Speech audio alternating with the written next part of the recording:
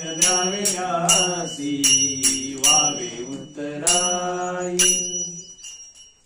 सहज बोलताना सुद्धा संत आपल्याला काही हिताचा उपदेश करतात, त्यासाठी ते खूप कष्ट करतात, सायास करतात, अर्भकातेसाठी पण ते धरिले पाठी।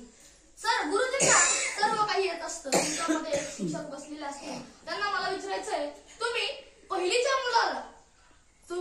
पहिलीच्या मुलाला डायरेक्ट गणितातील बेरीज वजाबाकी शिकवता का? बेरीज वजाबाकी शिकवता का? नाही शिकवत का? नाही शिकवत बरं तुम्ही? कारण आधी 1 2 3 4 शिकवतात ना। का शिकवतात बरं असं?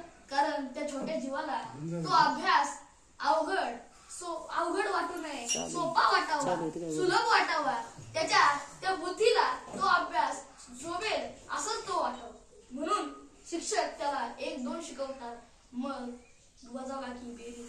तर संतही आपल्याला संतांचा उपदेशही सुलभ सोपा असतो। आपल्या सामाजिक जीवनाला आत्मज्ञान व्हावे यासाठी ते खूप कष्ट करतात। विठ्ठल विठ्ठल विठ्ठल विठ्ठल। संत आपल्याला उपदेश करतात, बाबांनो आयुष्याचा नाश होऊ नये, आयुष्याचा नाश होऊ नये म्हणून काय करावे, तर मुखाने हरिनामाचे स्मरण करावे, त्याने काय फायदा होईल, तर आपल्याला सर्व सुखे जोडली जातील। नाही नाश हरी आठविता मुखे, जोडतील सुखे सखे।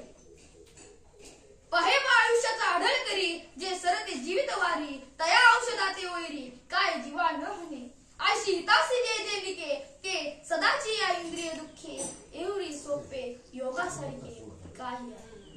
जेव्हा भगवान श्रीकृष्णांना समजतंय आपल्याला आता युद्धाला सामोरे जावे लागेल, तेव्हा श्रीकृष्ण अर्जुनाला काही उपदेश,